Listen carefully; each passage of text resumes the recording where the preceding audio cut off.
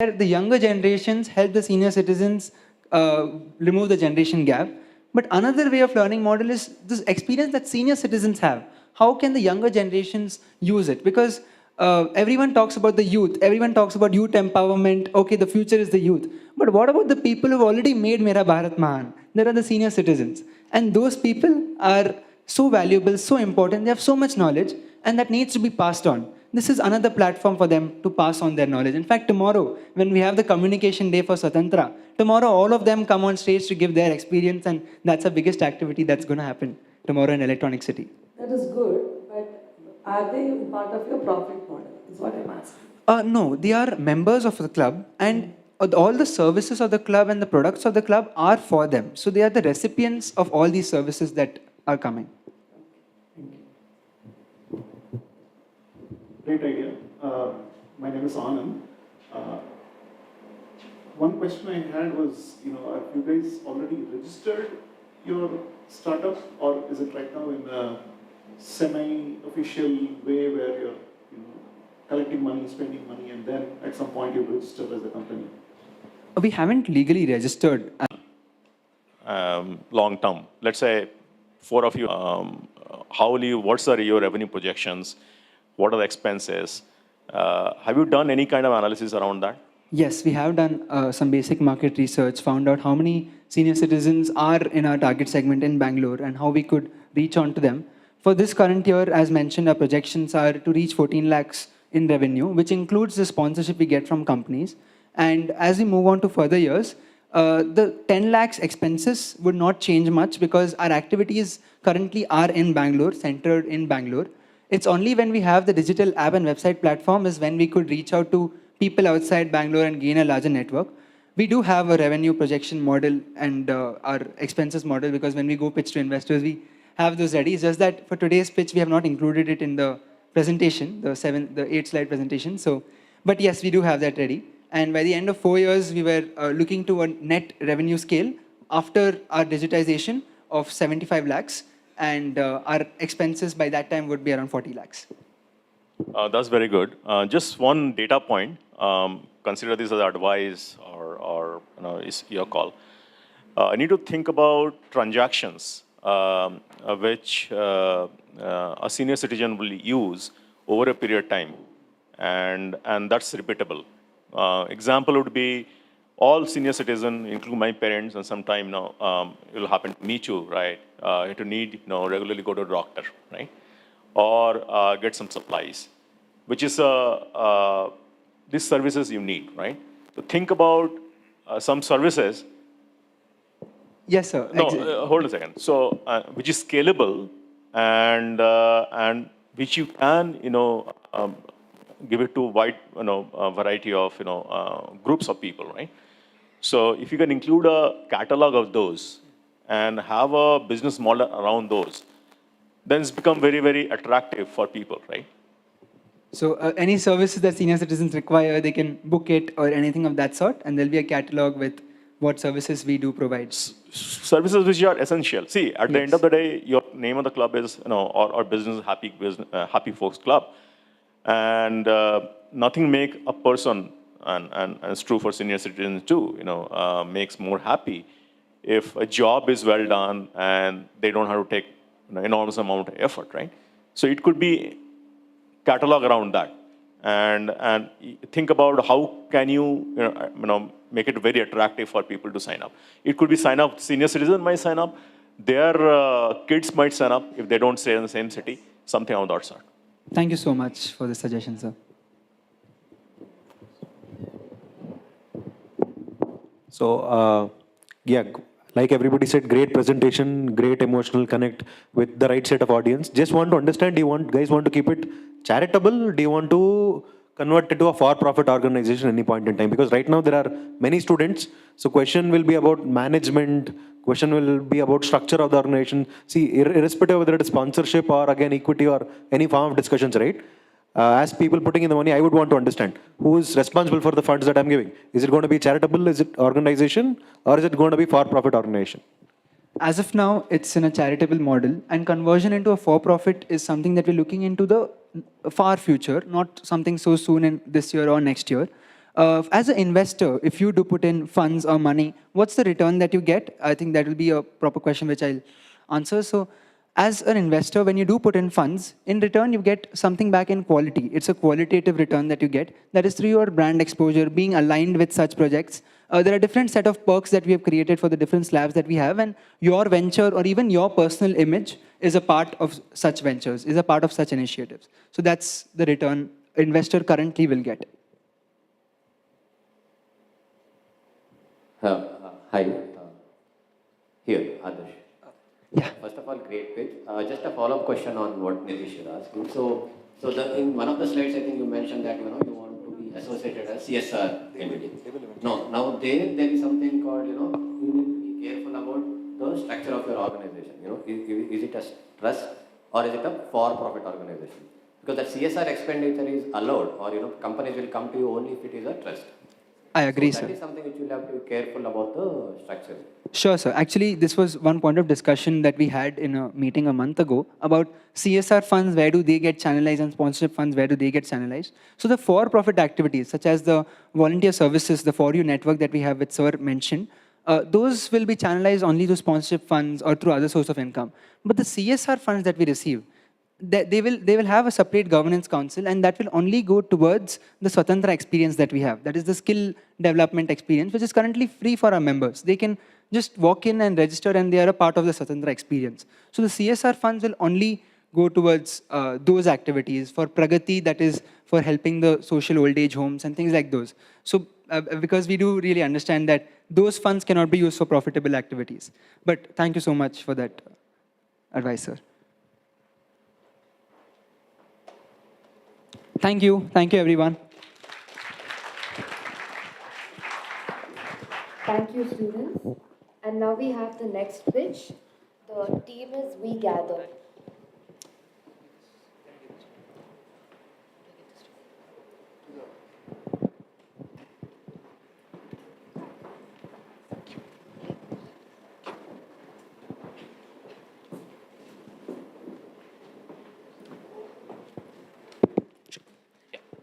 So, good morning, everyone. I'm Harsha. So, before we start up with the presentation, I would like to tell one thing. That is, I've heard stories of big startups, big companies starting up in garage, backyard. I would never believe that because they were just trying to glorify, is what I thought. Until unless that happened with me 10 days ago. This is a company that we started on 27th of June. It's 10 days, or it's not even 10 days. Here we are asking for the pitch. And this is team We Gather. I'm the CFO of the company. That's Viola, CEO, and that is Dhriti Gandhi. She's the CMO of the company.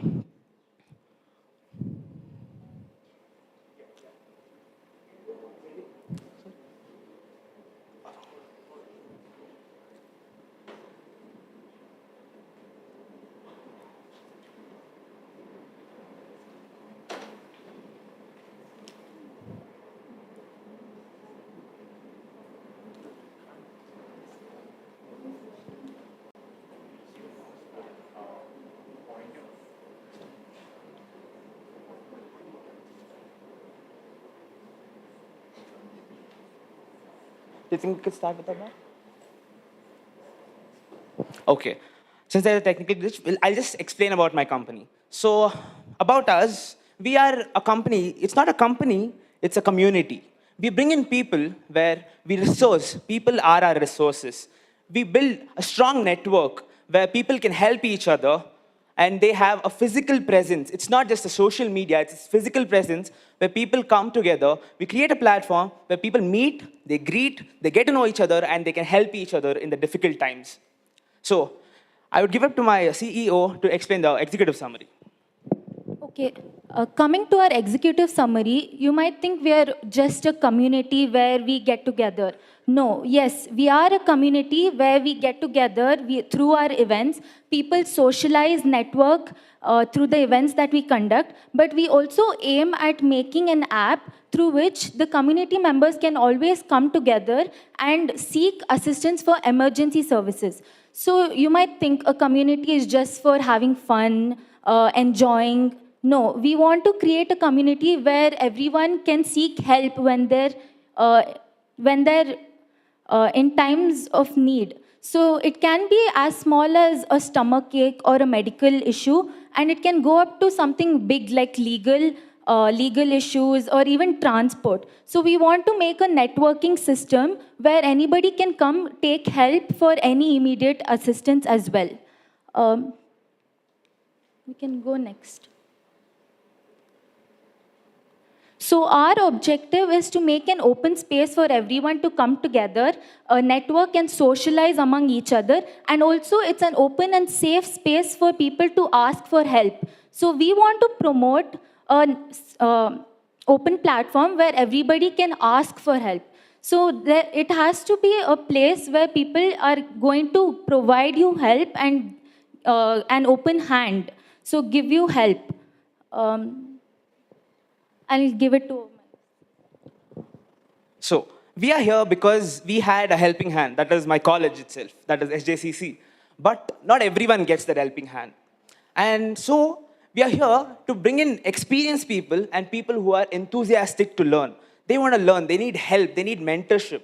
And that is what we provide. We bring in experienced people and enthusiastic individuals, young individuals who need help.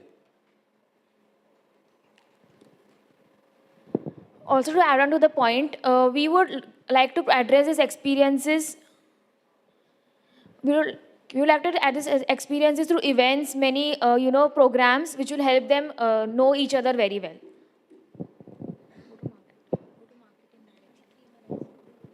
So, how is this a business? We are making this a business by how they are going to come together is through events. We are going to conduct events that not just any parties or any random gatherings. It's going to add value to artists, struggling artists, musicians, painters, and photographers. We're going to put an art gallery, we're going to put up concerts, we're going to put up a charitable event where it is also helping someone through a cause, and also people get to engage with themselves.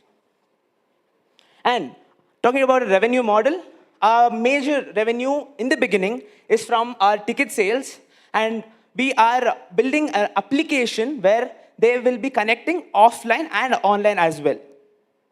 And there are commissions from application advertisements and stalls, and we will be taking commissions from artists who will be selling their art as well. So as far as sale and marketing strategy is concerned, we would like to market through having a strong social media presence like Instagram, also connecting to Facebook and many other WhatsApp groups.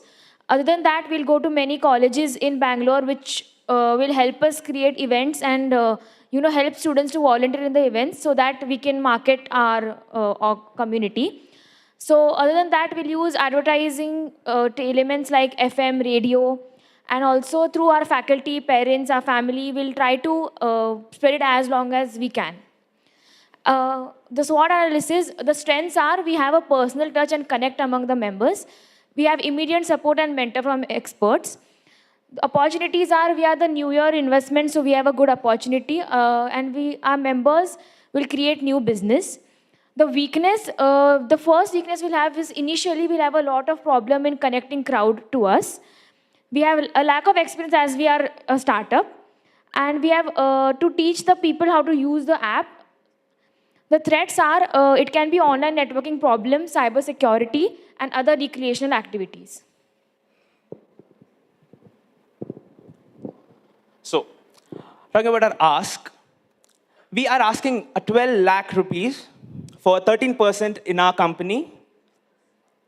And not just that, we are not just asking amountization. That is because we are a startup and we do lack funds.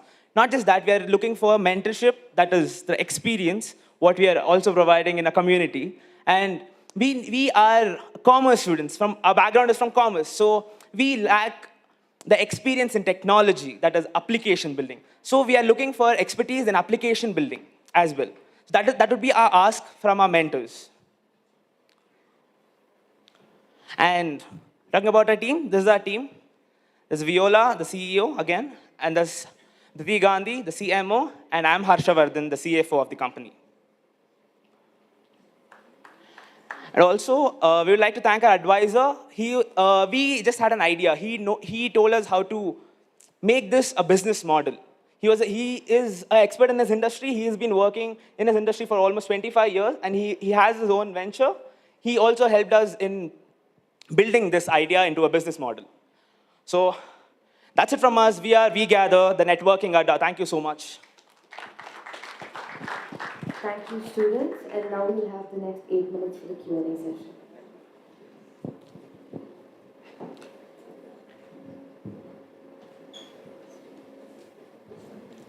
I heard a lot of words called help, help, help, help, help. So wondering what is this help? There's too many places that you have spoken about saying artists, and you said painters, then you said people, then you said help. First of all, I want to know who is on the other side of help, who is giving you that help. Asking help, you're sure you will get, a lot of people will come and ask you. That's first question I'm asking. Second question is, you said you wanted 13 lakhs for what? 12 lakhs. 13%. 12 lakhs. 12 Yes, lakhs. ma'am. Are you actually valuing the business to almost 1 crore? How? That is. You can answer one by one. Yeah.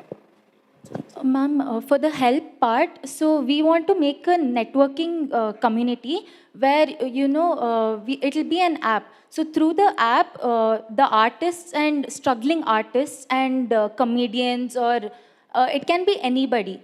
It's open to everyone from all professions. So they will come, and if they want to put up an exhibit of their own, so they're struggling. So they don't know where they can showcase their artwork. So they will come through us, and we will help them put an exhibit through our community members and exhibit it to the members.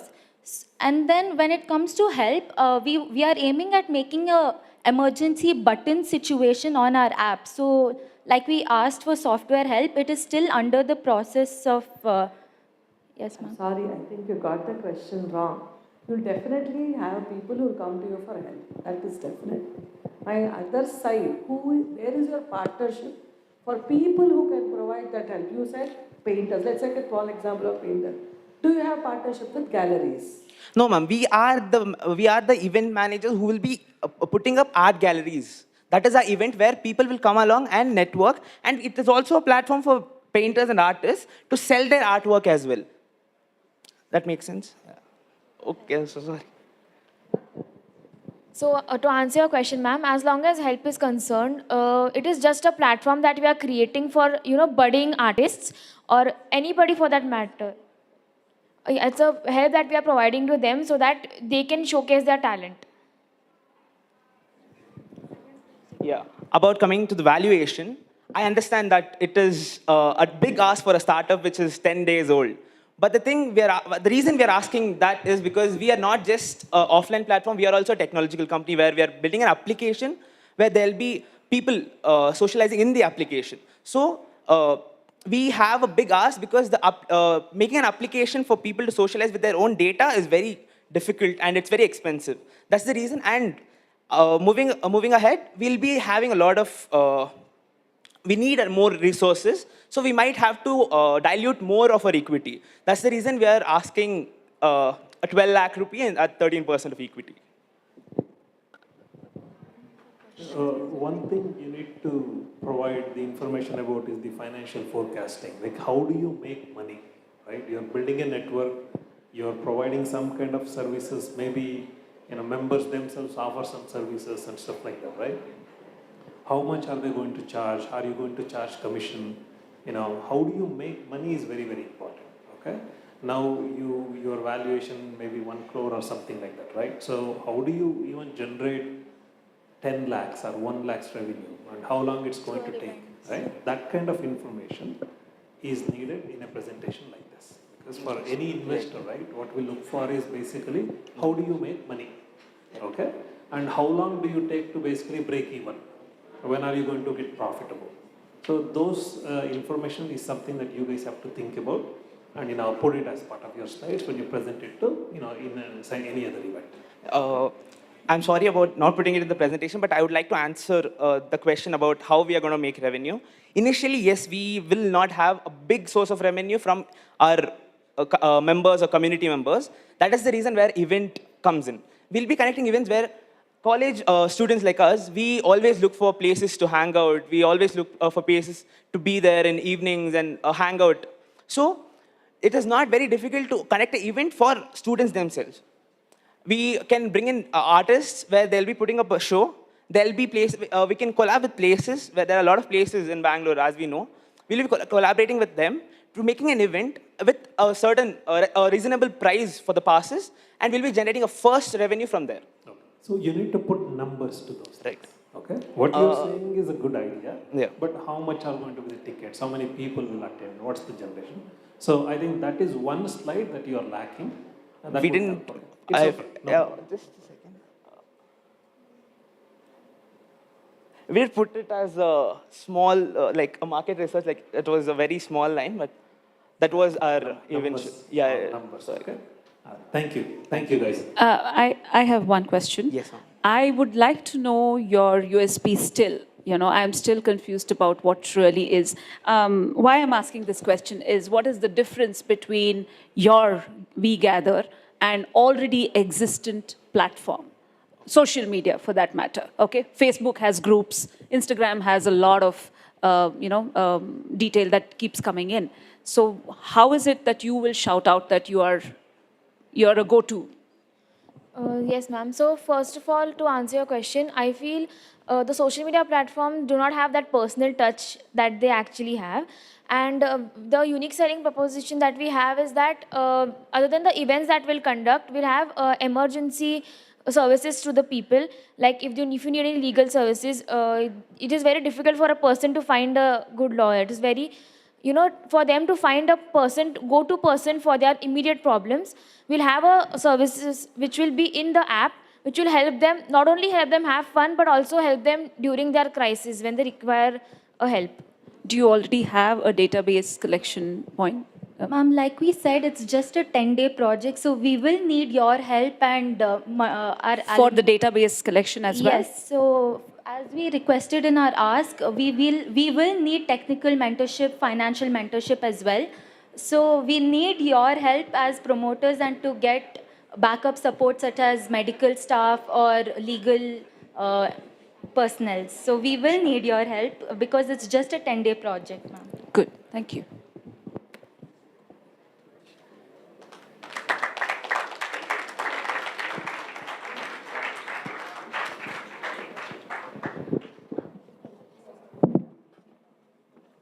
Thank you, students. The third pitch is from the team of RGM.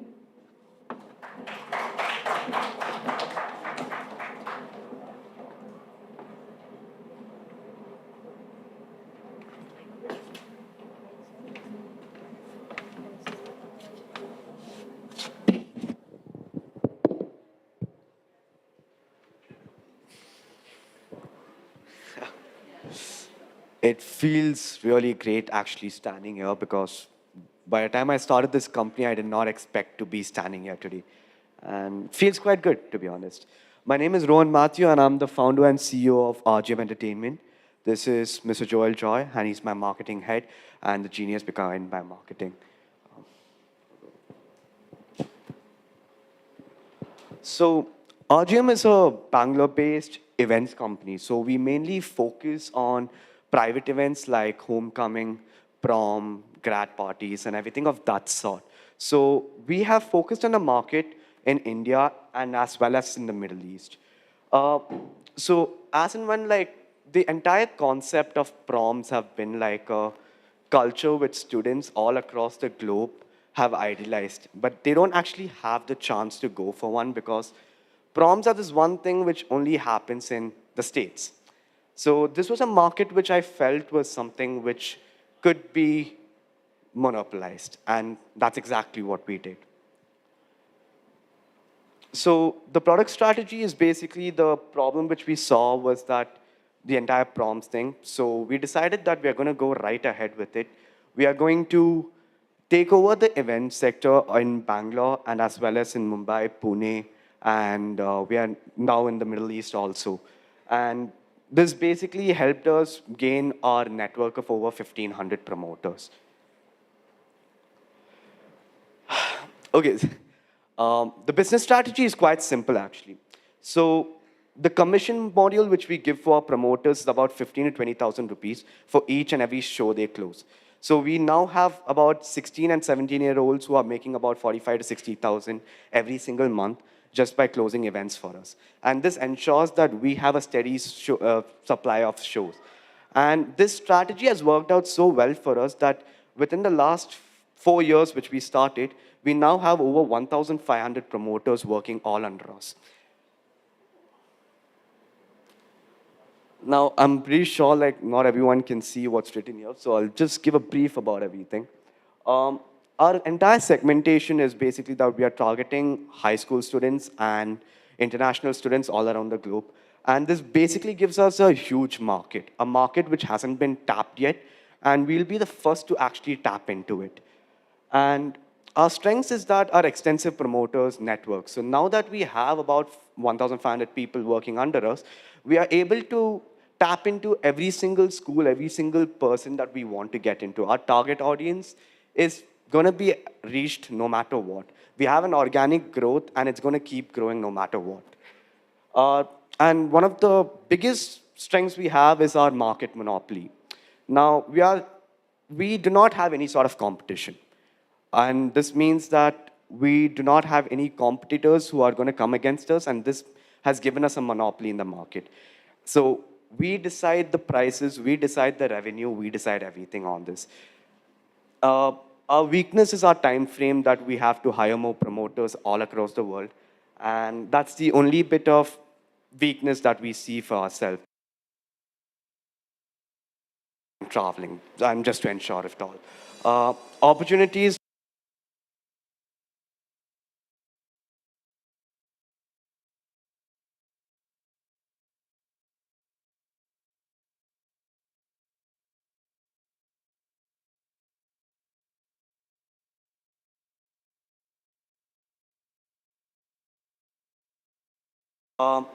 And this also ensures that no newcomer can actually come into the market because we will neutralize them even before they ever enter. The threats basically is just maintaining the monopoly, and that's by leveraging our strengths and opportunities, we will ensure that we can still continue our dominance in the market. Now for sales and marketing, I would like to give it to JJ and let him explain from here. 4 years ago, a couple of students came together and realized something's very unfair. We didn't get our prom, we didn't get our graduation, and we didn't get our freshers. We were quite jealous. We were looking at movies where everyone's having fun, going on dates. What are we doing?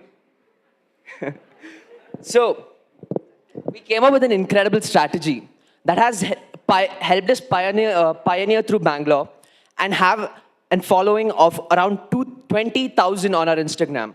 And we have over 1 million viewership across platforms. What have we done that is so different? What have we done that has given us the revenue that we got at this time frame?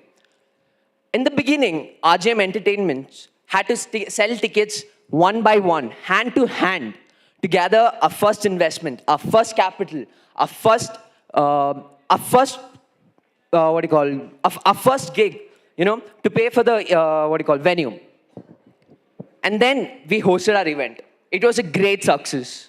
By doing so, we amassed about 40 to 50 individuals that will help us grow our company. When these 40 to 50 individuals came together, started promoting under the same logo, RGM logo, they called in their friends, and they called in their friends. And now, 4 years ago, that number, 40 to 50, is about 1,500 individuals who are all across Bangalore promoting the same brand. Right now, we have tapped into every single school in Bangalore for their we have hosted events such as proms, freshers, and as well as graduations. And these 1,500 people or individuals go to other schools and close deals for us. And so we give them a set amount of commission, in which they are also happy and they're also enthusiastic about it. Now, what's our future goals? What are we going to do now? We have already monopolized Bangalore. Now what? Now we have stepped overseas. Throughout the next year, we have events set up in Dubai and Germany. And there we plan on expanding more and more. And so far, we plan on tapping into the rest of the world as well. Thank you. Now, for the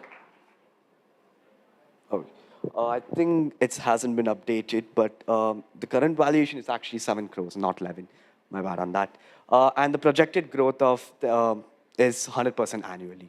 So this is the rate which we have been growing in. And in the last 3 years, my company has been registered this year, and we are registered in the United Arab Emirates. And for the last 3 years, we never really bothered on actually registering our company in India, and that was pretty much it. And this has got us here now, and now we have registered and we have been pushing our sales even higher. And right now our current valuation is about 7 crores, and our projected growth, like I said, is 100%. The organizing, the only expansion plan that we have is that we are going to be dominating the private sector like we are. But at the same time, we also want to diverse ourselves into different kind of experiences. Like we want to curate a luxury experience for under our Rich Boys Club, the entire organization. And at the same time, we also want to expand our promoters all across the globe. We want to push into the Singaporean market. We want to push into Hong Kong. We want to push into more countries in Europe and so on. Our current ask is about $5 million in funding, and that is to scale our operations, hire more promoters, expand our market reach, and at the same time, we also want to be hosting more events all across the globe so that we can hire it up. Well, thank you so much, guys. This is the complete summary of the entire module, and we are now open for all the questions. Rohan, I have a question here. So, yeah. Yes, sir. So, first of all, I wish I had these kinds of things during my college days. So, valuation, okay. What's your current revenue? Current revenue is about 1.1 to 1.7 CR. So, that's in the India entity? Both the entities. Together? The Dubai one and the India one. Collectively? Correct. How are you operating in Germany? Germany's deals have actually been closed this week, and we are now going to start our operations there. So the amount for Germany hasn't been actually disclosed in this. Okay. So, yeah, investors, we have a startup MNC here. So, let's pound them with more questions.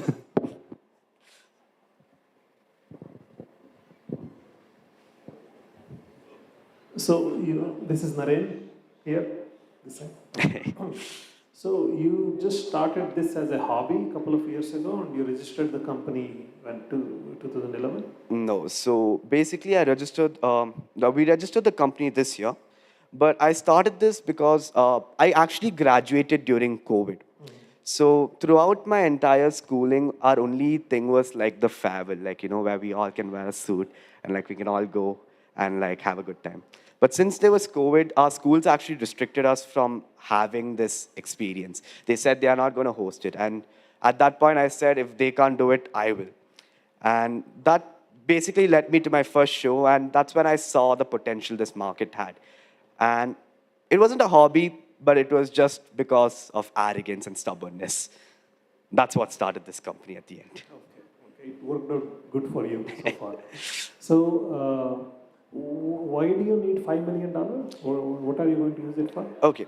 Now, the $5 million is going to be for the expansion process. Now, in the very beginning, like before I actually started hiring promoters, what I did was I actually hosted noon events. So now the noon events are basically from the crowd of 16 to 19 who comes for like events outside. And to host that, we have spent a lot of money in just hosting those events. Now, we would host about 5 to 6 of these events, gather promoters through these events, and after gathering the promoters, we close the grads. So we bake back our money by closing these deals with these promoters, which we initially want to do. So the 5 million which you will be putting in will be for the expansion. We want to do this in every other country around. Every market that we want to enter, we will be hosting events there. And finally, like a small portion of it goes to the Rich Boys Club, which is a 1%'s 1%. So it's going to be a community just for the top of top. And we already have a partnership with a diamond merchant and with more of a jewelry company and stuff like that. So when they enter, like it's only going to be on invite-only basis where it'll be CEOs and founders of companies, everyone with like-minded, like a mindset, coming together, and if they are invited, they get like perks of sorts. And to join it, it's That's about, okay. I think, see, your valuation is 7 crores. Yes. Which is close to $1 million. Seven? 7 crores close Yeah, to $1 million. So Yes. you're asking for 40 crores. Yes. Right. So if somebody does come and invest, your company itself is valued at 7 crores, right? Okay. What is it that they are So basically, last year, before I actually registered my company, our annual growth was I went from 5 lakh to 10 lakh, and then we hit 24 lakh last year. And this year, we had a huge spurge in which we actually hit about 1.1 to 1.7 CR. And the only thing is, we understood that markets outside India had more potential. And the growth rate which I'm giving and asking is basically for the same thing. Okay. 1 second. I'm sorry. Yeah, I just wanted to answer. So, as you asked, the money that we asked for, right now, currently, as we speak, when we hold events, our current strength is around 70 to 100 individuals who come for these events. We want to expand. So, at the venues that we go for are usually 5-star events. Now, for example, we've held events at Ritz-Carlton, JW Marriott. JW Marriott was our partner for a very long time. Now we have moved to Ritz-Carlton.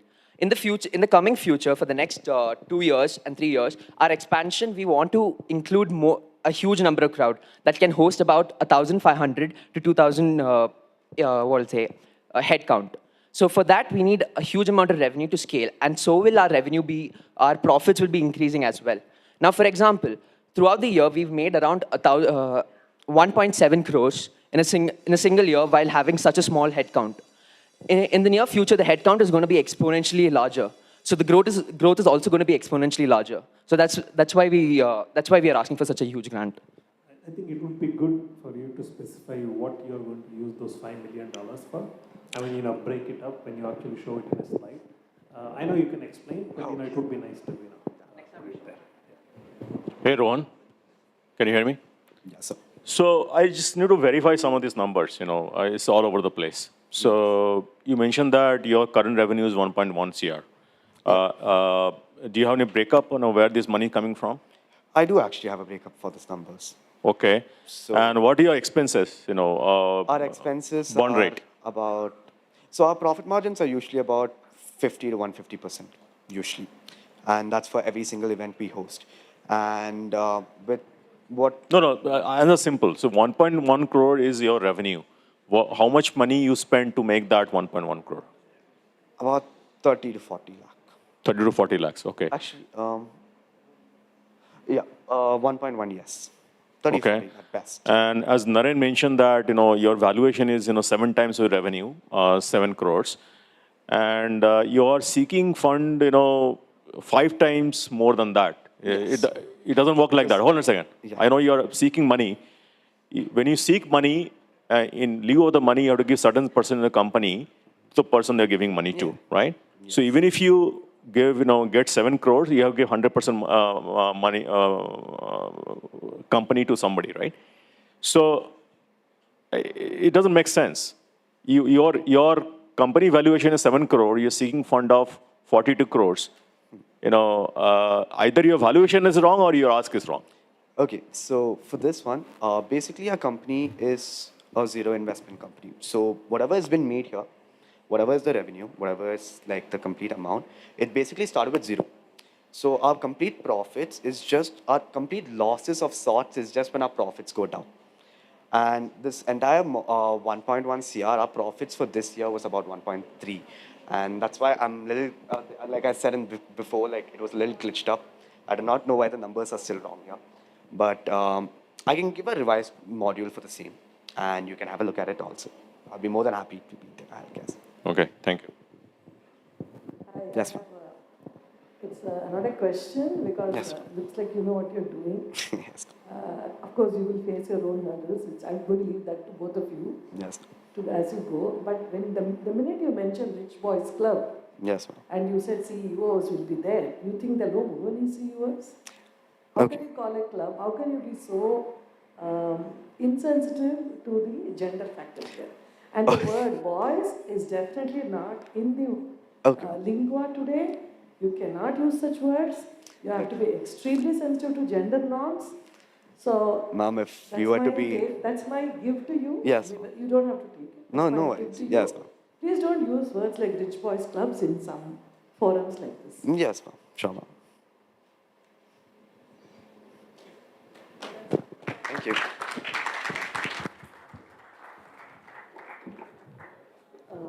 Thank you. The next pitch is by the team P Elite.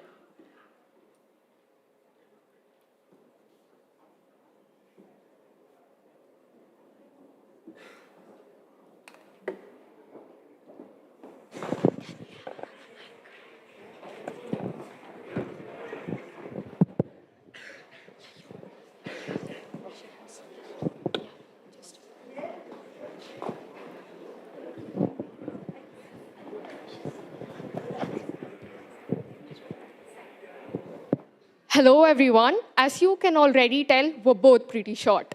And don't let my heels fool you. I'm 5'1". And I'm 5'3". And when it comes to finding clothes that fit me properly, it's a journey. A journey that never ends. The hemline is too long, the shoulders are too wide, the waist never fits. I can go on and on. We ordered 10 clothes online just for 2 of them to fit. Shop from the kids section! And of course, there's people like that. Shopping from the children's section is embarrassing. The designs are too childish and they are never mature for formal occasions. So, as certified short people, we personally understand and experience the issues that surround finding clothing that fits you properly. So, allow us to introduce ourselves and our business. I'm Dia. I'm Snigdha. And we are the co-founders of Pleat. Did you know that over 25 crore women in India are petite, which means they are 5'4" or under, yet they struggle to find clothes that fit them right. The market for petite women in India comes up to a whopping $30 billion. Our solution to this widespread problem is a clothing brand that caters exclusively to petite people of all sizes. So let me explain to you how our business works. We generate revenue from product sales, and our average product value comes up to around $1,400. And our prices were determined by analyzing those of our competitors. Our initial distribution channel in the initial stages will be a B2C online store, as well as occasional pop-up stalls in malls, exhibitions, colleges, and more. Our USP is our product, which is quality clothing for petite women of all sizes. There is no recognizable and affordable brand in India which markets themselves as catering specifically to the petite section. An important distinction to make here is the difference between petite and slim. Petite refers to the height, whereas slim refers to the body type. Petite people can be of all body types, hence our emphasis on size inclusivity from sizes XXS to 4XL. So we have divided our customer segments into 2 parts. For women between the ages of 18 to 25, we offer basic styles with trendy cuts. And for those above the age of 25, we offer business casuals and clothes suited for a more formal and mature style. So let me explain to you our financials. This business is still in the ideation stage, so all of these financials are projected and estimates. For our first year, we have a total revenue of about 6,70,000 and a profit of 1 lakh. And as for our 5th year financials, they are estimated to be around 1 crore in revenue and 52 lakhs in profit.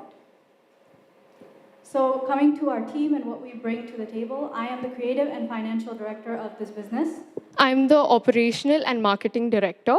As we've had first-hand experience with the struggle of finding clothes that fit us right, we have a deeper understanding of this problem, which gives us an upper hand. And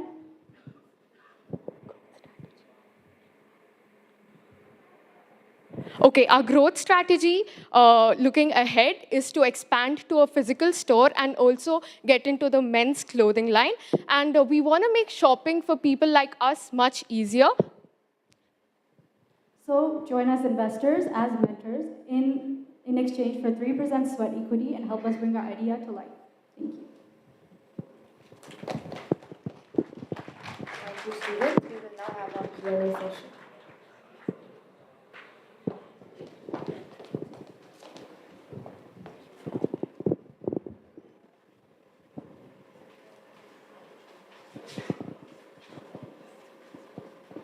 Excuse me.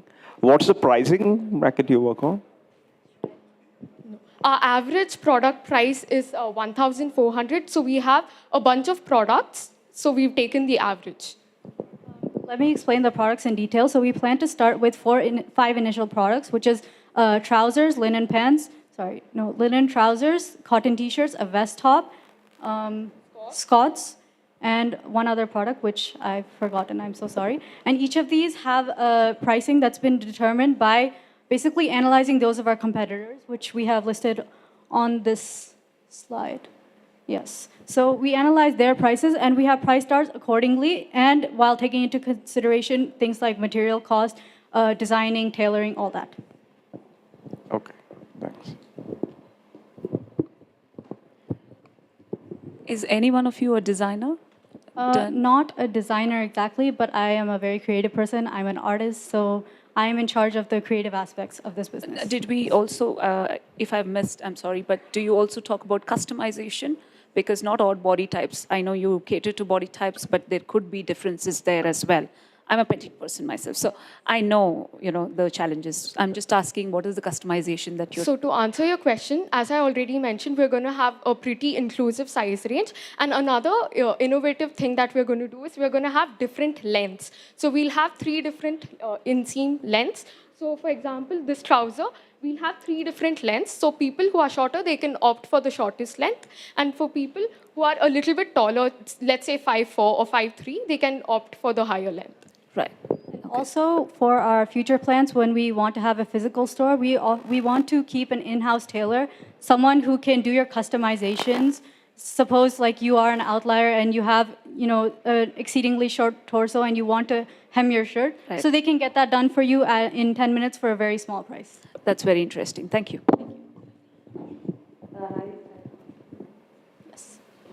So first of all, I like the pitch.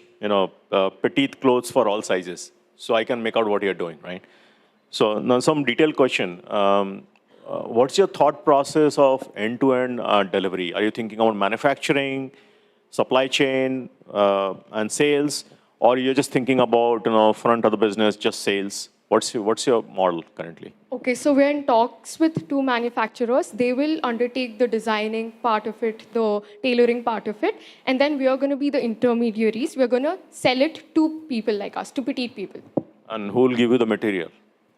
They also source the raw material, the manufacturers. Okay, so these people can always, put up a shop in front of their manufacturing and move you out of the business, isn't it? Sir, they are based in Mumbai, and we are going to be working on starting our business in Bangalore, right? In Bangalore, a lot of people qualify as, trendy youth, and that is the customer segment that we are targeting. People who want to keep up with the times, but they don't want to go for too trendy clothing. So we feel like most of our customer base is based in urban areas, and we relate a lot to people specifically in Bangalore. They can always put up a shop in Mumbai, but they won't have. Maybe they don't want to, maybe they don't have the time, the energy to put effort into branding, right? Their entire thing is that they're a small business manufacturing. Okay, the Bombay folks might not be happy to hear this. Pretty trendy people.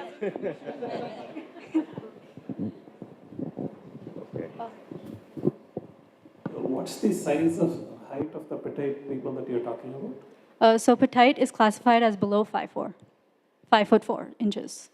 I thought 5'4" is pretty average in India. Even for men, it's an average size. Yes, so compared to the world average, people in India are comparatively much shorter, which means a larger population in India is considered petite, which is when we realize how big the market for such a business is, which is how we came to this. Okay, thank you. I just want to understand, are you having an app? What is the business model? Are you the manufacturer? You said you tied up with manufacturer. Yes. You said you are not a designer. Yes. So you are neither a designer nor the manufacturer. We are a retail store, so it's going to. Store. You're going to keep a store. It's an online B2C online store. So that's our distribution strategy in the initial stages, and then we plan to expand to a physical store as well as continuing our online store. So you have an app ready already? No, ma'am. This is all still in the ideation phase. So we basically came up with this idea when we heard about it. Nitin sir came and oriented us about it in class, so we were like, let's try it. Fair enough. But have you done, okay, we've not put up the app at least, have you done any market research? Have you any idea of how you're going to target your clients? I mean, how many people are there? Like, I did a survey and, I have in my, sector, I have got so many people who will join up into the app. Is there any such future predictions on that? Yeah, so as mentioned, like more than 50, like around 60%. Statistic. Okay. I'm asking about yours.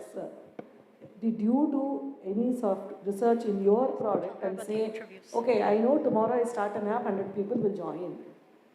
Okay, so we interviewed a lot of people, our classmates, people from our college, and like petite people, and most of them, from what we've heard, they also struggle to find clothes that fit them right. So we think the market is huge. So that's where we found the gap, and we want to fill in the gap.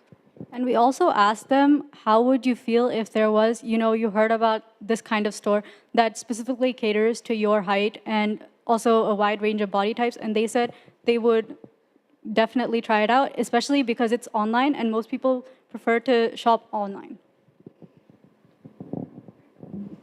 What kind of technology mentorship you need, or like, so you're initially going to start off as an online store, right? So can you speak a little bit more about what your plans from how you're planning to use technology to realize your goals? So it's, when we ask for mentorship, it's not really technology. It's more that we don't have any real business experience.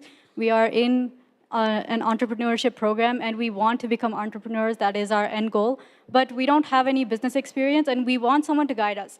Just while doing this project, we realized how hard it is to know what we have to search for, what we have to analyze. So we want someone to guide us towards these things. And also when it comes to the financials of a business are very tricky. You have to be exactly spot on, right? I had to spend so much time with both my parents. They're both financial analysts, and they had to help me out so much. So when it comes to investment, we thought rather than take financial investment, which we know we can just use up like this, we need someone who can guide us in the long term and help our business grow more holistically. Thank you. So, Snigdha, I have a question. Yes. So, you said you are not manufacturing, you're not designing. So that means will you be drop shipping, or will you invest on the inventory? And if you're investing on the inventory, again, don't you think you need some sort of working capital?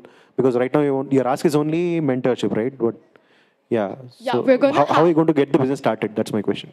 We're going to have some inventory, but for the initial stages, we are going to have, like, the MOQ is going to be really less, up to, like, let's say 25 units per style. And we are going to be bootstrapped, so that's how we're going to bring in the capital. 25 units per style, that makes it 125 into 1,000, I'm assuming. So that's easily close to 12.5 lakhs, right? No, so 1.25 lakhs. So that's still money, which you are going to pull out of your own pockets? So that's inventory, branding, you'll have to spend on social media, I'm guessing 5 to 10 lakhs. Will you be able to pull in that kind of money? Yes, so I have talked to a few of my relatives, so has she, and we've talked to them about the idea, and they were like, once you come to us with a proper business plan, we would be more than willing to listen to you as an investor rather than as a family member, and we would be more than, more than happy to help you with the investment part. So both of you are classmates, right? Yes. Is this just going to remain as a college idea, or will this actually get started? Can I see plate? So the manufacturer we are most considering is called the Odd Factory. They are located in Mumbai, and they were perfect for what we had in mind because, like Dia mentioned, they had a small order quantity, which is 25 per item. But more importantly, they offer samples. They offer samples, which is 4 per style. And we can also ask them to do our inseam, customization and all that. So when we talked to them, we thought that it was a way, we saw a real future rather than just like for a project or just a pitch. We saw that it could really go somewhere. Fantastic. One suggestion, please never reveal your details of your manufacturer because that is proprietary confidential to your business.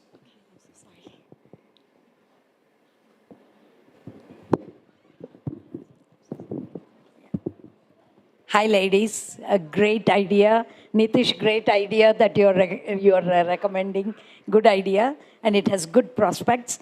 And here is Vinay. Vinay and I would love to mentor you. Thank you so much, ma'am. We would love to have you on board. Yeah. So I come with a retail and marketing background, and especially with the luxury segment. So globally acclaimed as most admired marketing leaders globally. So happy to support and make there's a $1 billion company. Thank you. Thank you, sir.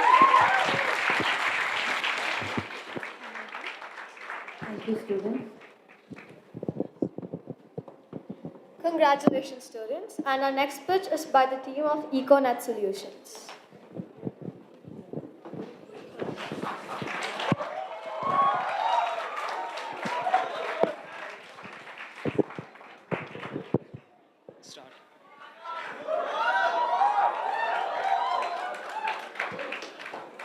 So,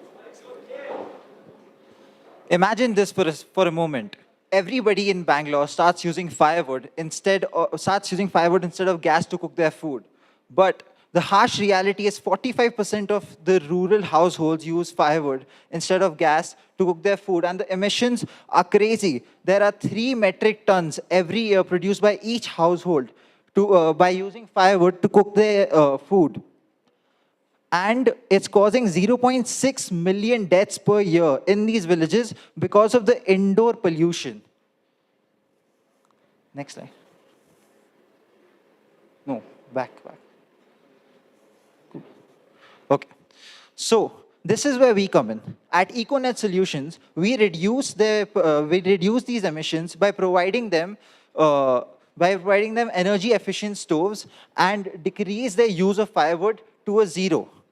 Now, you would be thinking, how could we make this a profitable business? Because the stoves that we are providing to the villages are absolutely free and no charges asked from them, okay?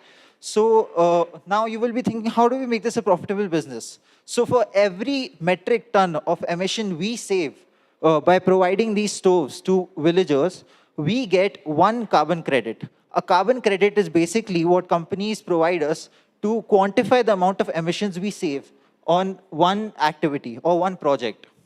So these carbon credits have a high demand in the Indian market right now, as all huge corporations are trying to offset their carbon footprint by a lot. Let me take you through our product strategy. So the stoves that we get them from Hong Kong, China. And from China, it takes about 2 to 3 weeks to deliver after the order has been put in. The delivery comes directly to Bangalore, and it's stored in our warehouses in Bangalore until it's time to get redistributed in the villages on the outskirts area of Karnataka, which is our primary focus in the beginning of our process. These stoves are given to our local agents in each villages by a set-up distribution chain. And these local agents provide 1 stove to each house using firewood and replace the emissions and provide them with these stoves. Now, Vidit is going to take you through the business strategy. All right, so I'll just brief through the business strategy of our company. In order to actually sell carbon credits, we need to get registered by a certain carbon credit standards. For this project, we've specifically chosen verified carbon standards because it aligns with our project goals. Once we are done with the registry, we have to go through a year of verification where they actually calculate how much carbon we've saved and how much pollution we've reduced in the villages. Once that is done, the carbon registry is going to give us carbon credits. We receive those carbon credits and we sell them on voluntary markets. That is only in our first year of commencement, because now in India, compliance markets are not opened yet, but they are set to be opened in 2026. Once those starts functioning, we will have higher demands for carbon credit. The prices of the carbon credit in current marketplace is almost around $10, but we never know how much the prices are going to hike because it depends on the market force. Now, Arav is going to talk to you about the marketing strategy and SWOT analysis. Econet Solutions bridges the impact on social work and on environmental work as well. We are not just a for-profit organization. We are for the people, we are from the environment, and we are for the money in this business. Econet Solutions is going to be the leading player in social work and in environment sustainability. In fact, we are in conversation with our college's outreach department, Bembella, to partner up with them in helping us distribute our stoves across villages and getting carbon credits from our reduced emissions. Okay, I'll be taking you through the financials. These are the financials which we estimated on the basis of that everything goes right according to our plans.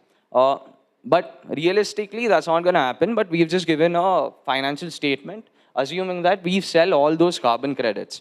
Now, at the first year, we won't make any money out of it, and we'll incur a lot of expenses because we have to get those stuffs, we have to distribute them in the villages. And then once these stuffs start actually reducing carbon, we get our carbon credits from carbon registry. So our plan is to sell around 500 stuffs in the initial year. So assuming that we save almost 2 metric ton of carbon in villages, we get around 1,000 carbon credits. Each carbon credit is worth around $10. Now, if we sell all those carbon credits on voluntary markets for $10, we make around 8,20,000 in our second year. First year, we're not making any money because it'll take 1 year of verification to actually understand how much carbon we have saved. So from there, we start our business. First year, when we get 8,22,000, we plan on investing that again in getting more stuffs. And then when we get our stuffs, we again distribute them to other villages where we get sales of 23 lakhs. 23 lakhs, and then we make profit of 73%. This is just giving a basic value of how much our sales increase from 1 year to the other year just by investing a little more money into it. When it comes to profits, so when it comes to profit, first year there's no profit. Second year we make around 63% of profit. Third year we make around 73% of the profit. Now, just for the cost sake, I'll let you guys know where we've made higher costs. So our major cost includes in our buying of stuffs. So that cost is around 6 lakhs, including the import duties, because we've calculated import duties to be 20%. And then in the first year, we calculated the licensing expenses, which is around 2.6 lakhs. Because we have to get registered by Vera, and then our progress starts from there. So that is it for the financials. Our aim at Econet Solution is not just to make money. Every business now is making money. Everybody wants to make profit and everything. But at Econet Solution, we try to reduce the carbon. A hard-working villager who works for 7-8 hours just to put bread on his family's plate has to cook on firewoods. And how pollutant is that? So we plan to reduce those carbons and provide them a very safe experience with cooking. Thank you.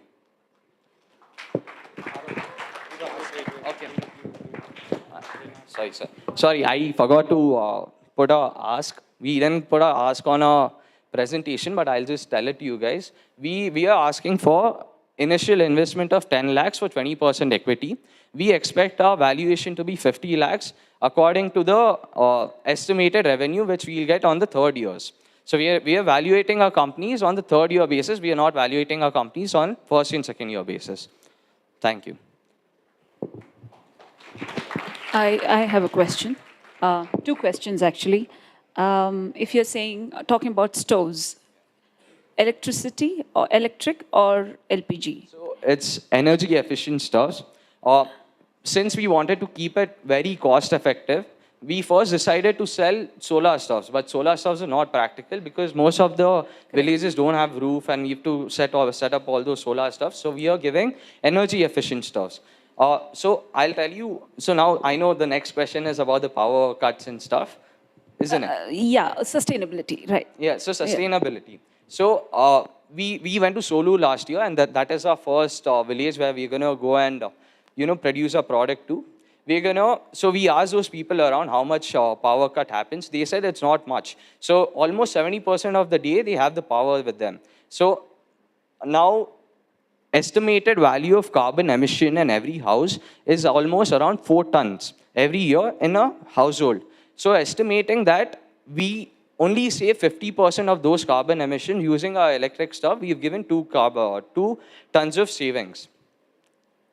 What's the pricing that you talked about? So pricing of our stuffs. Yeah. So stuffs since we are getting it from China, our stuffs are cost at 1,000 rupees. Since we're buying it at bulk price, we're getting it for 1,000 rupees, and then import duties, we checked that the Chinese import taxes and stuff, it costs us 20% on the total order.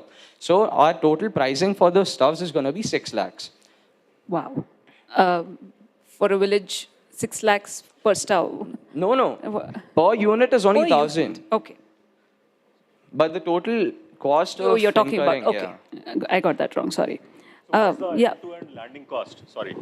What's the total cost of landing cost of a stuff?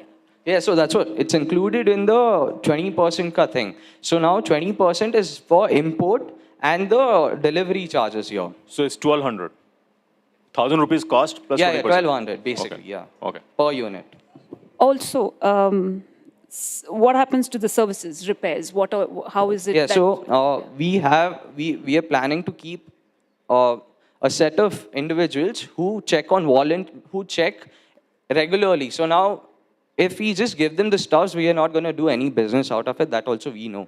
Now, in order to ensure that they use these stuffs for a long period of time, now our business works on long-term basis. So first year, if we reduce around 2 tons of carbon, second year also we have to reduce 2 tons of carbon. In order to do so, we need those volunteer checkups on those stuffs.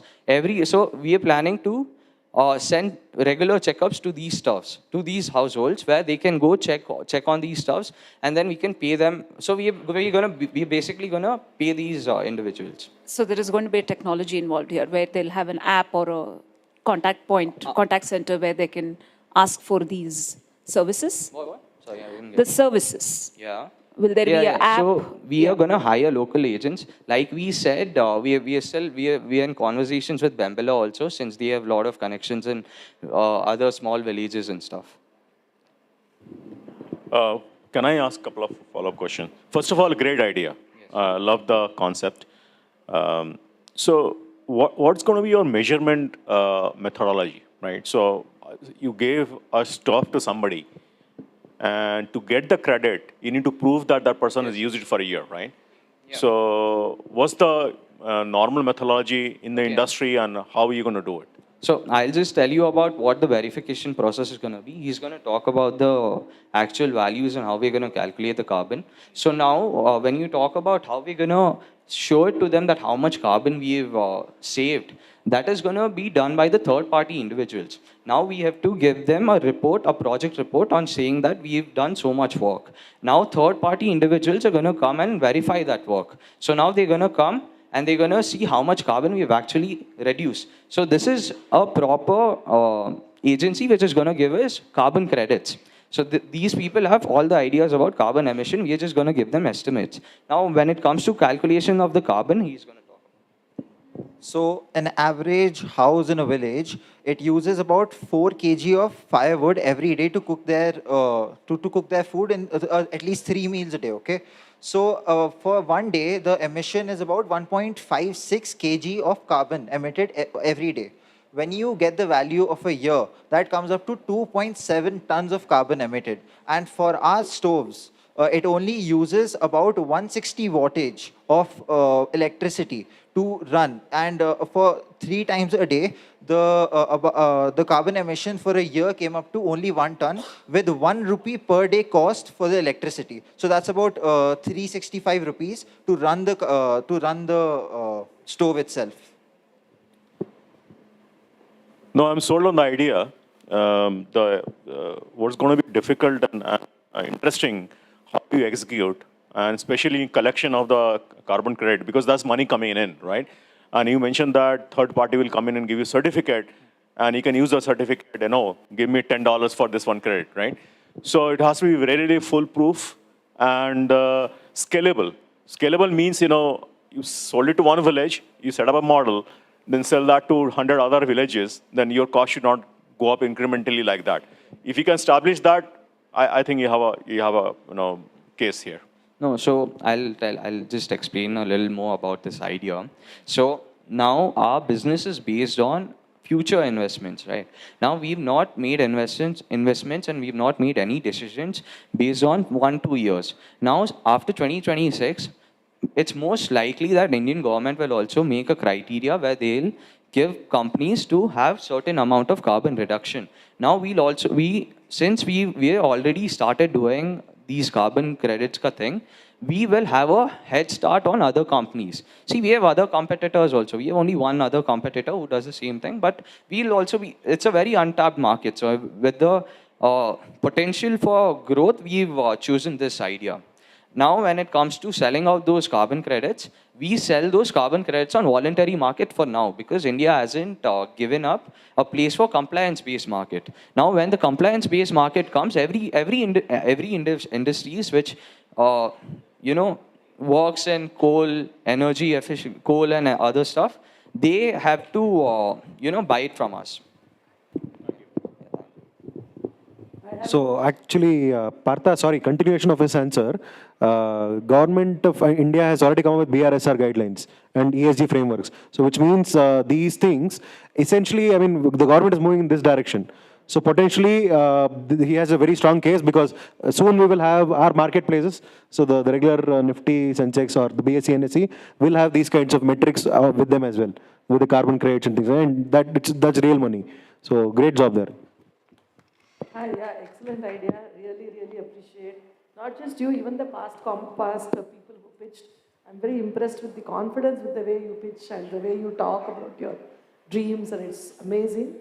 My only question is, sorry to be so patriotic, why China? Why are you sourcing it from China? Yes, ma'am. Yes. I realized that would be a problem, and I was discussing with my brother yesterday also. So, see, now we can't just be, that we lose so much service for the country. We have to think about our profits also. Since China produces the cheapest stuffs, we are importing from China. Now, that is only for the first year basis. Now, we can't just so our plans for futures are a lot different than what we've actually projected here. We plan to diversify our project also, where we give away heaters and all that stuff, but that'll come later. Now, for the just initial stages where we have to be price effective. Now, let's face it, we have in pre-seed funding, and we won't get that much money out of it. Anybody won't give us money. Now, in order to be the most cost-effective thing, we had come on China because we had to be cost-effective, or else we won't make any profit out of it. Correct, but when you're importing from China, you should be a certified exporter-importer. You should have your own proper base of business. You will be giving fees to the government. You won't at all add to your cost. Might as well just, take, it is not a rocket science technology, right? You're talking of electric stoves. Really, do you think we don't have that in India today? No. We have electric stoves in India. I'm not talking about we don't have. But when we looked at the prices of India, so we actually had around 2-3 days where we sat down and we actually checked the prices of all these electric stuffs in India. So if we would have bought it from India, our prices would have been around 3,000. Now, we're not shutting down the possibility of getting those stuffs from India. We'll still check out the possibility. If it's possible to get around stuffs for $1,000 in India, then of course we'll go for India instead of importing it from China. Thank you. That was good. Thank you.